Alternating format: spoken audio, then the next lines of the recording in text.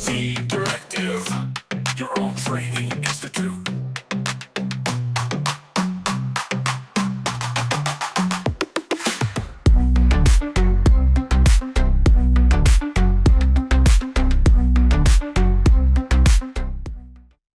Blender के अंदर हमें जो कैमरा दिया गया होता है ना, उसकी डिफरेंट लेंस सेटिंग होती हैं।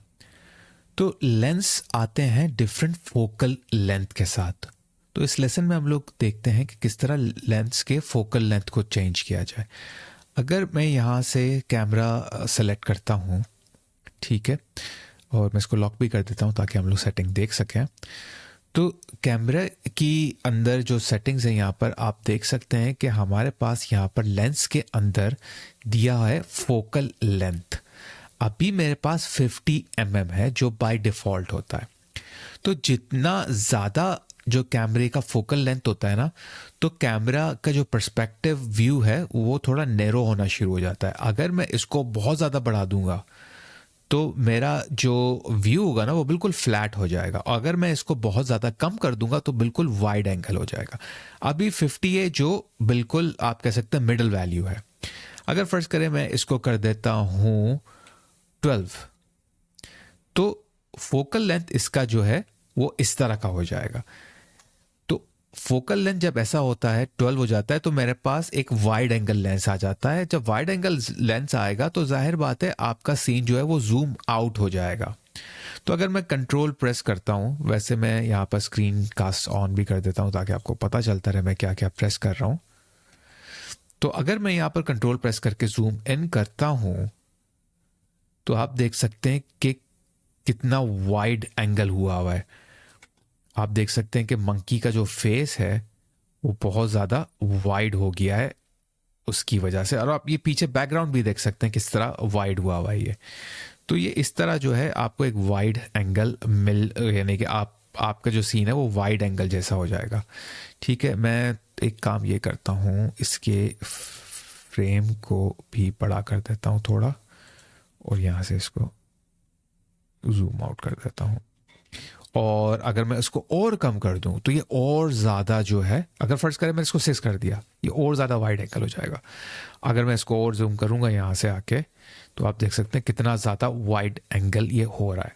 तो फोकल लेंथ जितना आप कम करेंगे आपका लेंस जो है वो वाइड एंगल की तरफ जाना शुरू हो जाएगा। 35 mm जो है वो जब आप प्रेस करेंगे, क्योंकि पहले हम लोग वाइड एंगल में थे ना तो जूम्ड आउट था, अब हम लोगों ने 35 किया है तो क्या हो गया, वाइड एंगल से थोड़ा नैरो हो रहा है। जैसे ही नैरो होगा तो वो कैमरा भी जूम इन कर देगा। तो आपका जो जूमिंग पे भी इस पे काफ़ी फ़र्क पड़ता है। फोकल लेंथ जो होती है ना वो जूमिंग पे भी फ़र्क पड़ेगा आपका। तो जितनी ज़्यादा फोकल लेंथ होगी थोड़ा सा पर्सपेक्टिव नैरो होगा और वो उतना जूम्ड इन होगा। ठीक है, तो ये टेलीफोटो लेंस जो होते हैं ना उनकी फोकल लेंथ ज़्यादा होती है, वाइड एंगल जो लेंस होते हैं उनकी फोकल लेंथ कम होती है। तो अब ये जो है वो टेलीफोटो लेंस टाइप का थोड़ा सा बन गया है, लेकिन ये 35 mm है जो बिल्कुल नॉर्मल कैमरेज में, DSLR कैमरेज में यूज़ होते हैं। जो आप लोगों में से जो फोटोग्राफर्स होंगे उनको ये बात यानी कि पता होगी। तो अगर मैं यहाँ से इसको जूम आउट करता हूँ वापस, और आप देख सकते हैं कि ये नॉर्मली अपनी असली हालत में आ रहा है। बाय डिफ़ॉल्ट हमें 50 दिया जाता है, मगर मुझे ज़्यादा बेहतर जो है ना ये लगता है 35, क्योंकि इसमें थोड़ा सा ना वाइड एंगल वाला पर्सपेक्टिव भी आ रहा होता है। अगर मैं इसको 50 करता हूँ तो ये और ज़्यादा इसका पर्सपेक्टिव नैरो हो जाएगा और ये फिर से जूम इन हो जाएगा।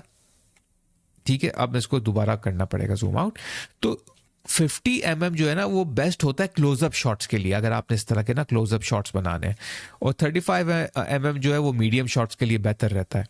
अगर मैं इसको और ज़्यादा बढ़ा देता हूँ, फर्ज करें मैं इसको 180 कर देता हूँ फोकल लेंथ को, तो ये बहुत ज़्यादा जूम इन हो जाएगा। और अगर मैं इसको जूम आउट करूँगा कंट्रोल मेरा माउस बटन से, तो आप देख सकते हैं कि मेरा व्यू बहुत फ्लैट लग रहा है। इसमें वो पर्सपेक्टिव वाला जो है एलिमेंट है ही नहीं, यानी कि पर्सपेक्टिव ये थोड़ा सा लग ही नहीं रहा है। सही, तो ये इस तरह का इस यहाँ पर काम हो जाता है। अच्छा, दूसरा ये चीज़ कि मैं अब यहाँ पर वो कर रहा हूँ ना इसको रोटेट, तो ये आप देखेंगे मुझे थोड़ी सी मुश्किल हो रही है रोटेट करने में। ये इस यहाँ से रोटेट हो रहा है, जो मेरा कैमरा है ना वो यहाँ से ऑर्बिट हो रहा है, यहाँ से ऑर्बिट नहीं हो पा रहा, मैं अगर कोशिश करता हूँ यहाँ से ऑर्बिट करने की, थोड़ा मुश्किल हो रहा है। तो ये फिक्स करने की मैं आपको एक टिप दे देता हूँ। यहाँ पर आपने सिंपली आपके जो ऑब्जेक्ट जिसके चारों तरफ आपको कैमरा रोटेट करना है ना, वो सेलेक्ट करना है, फिर व्यू पर आके ना फ्रेम सेलेक्टेड कर दें। तो अगर मैं अब जूम इन एंड जो भी मैं यहाँ पर वो व्यू करूँगा, वो जो सेलेक्टेड था ना ऑब्जेक्ट, उसके चारों तरफ जाएगा। ये एक यहाँ पर एक छोटी सी टिप मैंने आपको दे दी है। अच्छा, वापस कैमरे की तरफ आते हैं। तो 180 था, इसको मैं वापस 35 कर देता हूँ और फिर दोबारा जूम इन यहाँ पर करते हैं। अच्छा, अपना सा एक एंगल बना देते हैं और फिर इसी तरह आपको एक अच्छी लुक आ जाएगी इसकी। तो ये वैसे ज़्यादातर जो है ना कैमरे के लिए ही यूज़ होता है, क्योंकि कैमरा आपने एंड में रेंडर करना होता है ना। आपने अगर मैं यहाँ से कैमरे से इसको अनलॉक करके 0 प्रेस करके कैमरे से बाहर निकल के व्यू पोर्ट पे आता हूँ, आपने व्यू पोर्ट थोड़ी रेंडर करना होता। तो व्यू पोर्ट पे अगर आपने फोकल लेंथ को सेट करना है, तो अगर मैं एन प्रेस करता हूँ यहाँ पर और व्यू पर आता हूँ, ठीक है, तो यहाँ से मुझे वो नहीं मिलेगा, क्योंकि ये सिर्फ कैमरे की एक ऑप्शन होती है। मगर एक और चीज़ है, वो ये कि अगर आपने कैमरे को सेलेक्ट करके यहाँ से फोकल लेंथ नहीं चेंज करना ना, तो आप एक और तरीका है इसको चेंज करने का, उसको ये है कि आप कैमरे से डायरेक्ट चेंज कर लें। तो मैं यहाँ से कैमरा हाइड करता हूँ, तो वो कैसा होगा, वो इस तरह होगा कि अगर आप ये देखेंगे ना, यहाँ पर ये जो मेरे पास कैमरा है, इसका ये स्क्रीन है, ये सामने ये चीज़, ठीक है, इसको मैं अगर सेलेक्ट करता हूँ और पीछे और आगे करता हूँ, तो आप देख सकते हैं कि इसका फोकल लेंथ चेंज होगा। तो इसको मैं आपको एक तरीका बता देता हूँ इसको वो करने का, कि ये किस तरह असरअंदाज होता है। एक व्यू बना लेते हैं यहाँ, ठीक है, इसको भी मैं रेंडर व्यू पोर्ट पे ले आता हूँ, रेंडर, और इसको भी कैमरा कर देते हैं। अब देखिएगा कि अगर मैं इसको यहाँ से आगे पीछे करता हूँ ना, तो फोकल लेंथ जब चेंज होगा तो इस सीन पे क्या असर पड़ेगा। तो जैसे आप देख सकते हैं कि फोकल लेंथ ज़्यादा हो रहा है, फोकल लेंथ कम हो रहा है। तो ये वाइड एंगल बन रहा है पीछे जाते वक्त, और ये अब ज़्यादा ये करीब आते वक्त ये बन रहा है, उसको कहते हैं टेलीफोटो लेंस या मैक्रो लेंस या टेलीफोटो लेंस बन जाता है। जब आप करीब लाते हैं और पीछे जाते हैं तो ये वाइड एंगल बन रहा होता है। तो इस तरह इसकी आपको जो सेटिंग रखनी है आप कर सकते हैं। अगर वैल्यूज़ पता है, जैसे मुझे पता 35mm काफ़ी ज़्यादा यूज़ होता है, तो मैं यहाँ से टाइप भी कर सकता हूँ। तो ये इस तरह आप कैमरे के जो है वो फोकल लेंथ को यहाँ से चेंज कर सकते हैं। मगर आपको जहन में ये रखना होगा कि कोई भी जो है आपने उसको बहुत ज़्यादा एग्जैजरेट नहीं करना। तो कोशिश ये करिएगा कि आप उसकी जो लिमिट है ना उसी के अंदर करें, ताकि आपको रियलिस्टिक रिजल्ट मिले। और आप रेफरेंसेस चेक करते रहें, डिफरेंट फोटोग्राफर्स के जो है वो फोटोग्राफी चेक करें, प्रोडक्ट यानी फोटोग्राफी चेक करें, तो उससे भी आपको थोड़ा सा अंदाज़ा हो जाएगा कि किस तरह का फोकल लेंथ कब और कहाँ यूज़ करना चाहिए।